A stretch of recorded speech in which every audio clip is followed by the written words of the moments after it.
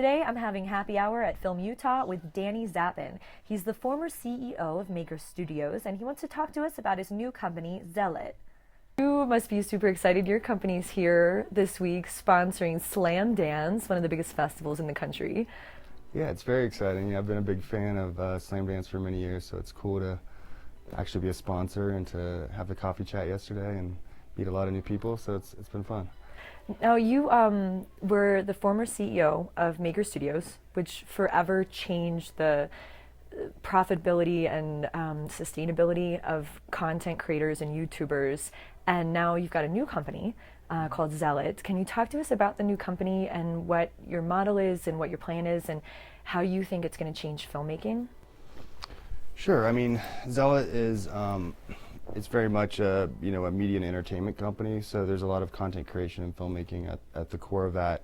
We're really looking at the landscape and seeing a lot of new opportunities, a very fragmented market of people trying to gain attention of audiences and figure out how to get eyeballs on things and distribution. And we're trying to partner with and work with exciting new companies that are very synergistic and can collaborate within a portfolio of companies. So we're buying brand agencies, talent management companies, and production companies, content creators, and working with individual filmmakers as well as online stars, YouTube stars, to help build their brands, find more audiences, and more distribution.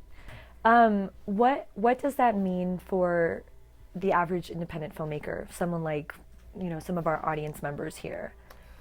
Well, I think in the past it's been very difficult to get a project seen. You work really hard to raise a little bit of money to create a feature film, and then you hope to get into a festival, and there's very limited kind of opportunities to get any kind of distribution specifically for feature films. Mm-hmm. I think with the online platforms that have been developing, and the Netflix and YouTube, obviously there's a way to reach audiences in a whole different way. It's it's a different model. It's I think been sort of a democratization in a sense for filmmakers, so more and more people can actually find an audience.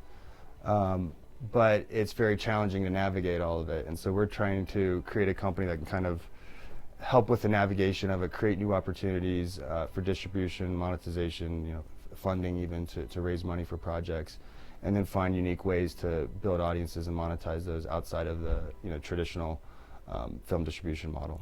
So would this be more like you would choose a stall of films that you want to develop and help promote and find those audiences for, or is it more a product that people who already have films can use to, because there are tools like that already out there. Yeah. And people are self-distributing more and more often. Right. What are some of the flaws in that model, and how do you plan to get around that? I mean, I think we ideally would love to have our own platform, but you have to have a lot of content to really have a sustainable platform that people want to come to. So, we're looking at interesting partnerships with other platforms that are investing in content and see the power of online video and content online as more and more people are consuming it there. So I think what we're looking at is a combination, not saying, hey, this is our thing, this is our one thing where everybody's going to be, but what are the best opportunities for each of our partners we're working with?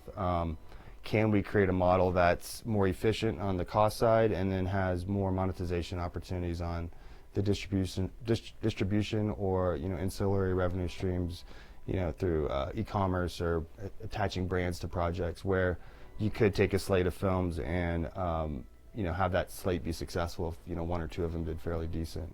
And so right now we're looking at which production companies out there are really doing exciting things, both with feature film but also with branded content and programmatic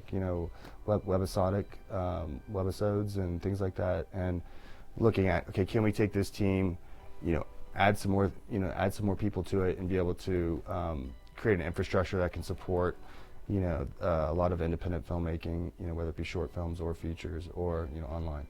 There's a lot of really great filmmakers out there that don't have the resources to get their stuff made. Right. And they can't get better without practice and without resources. So are you trying to create an outlet for them to grow at a faster rate and really scouting that new talent?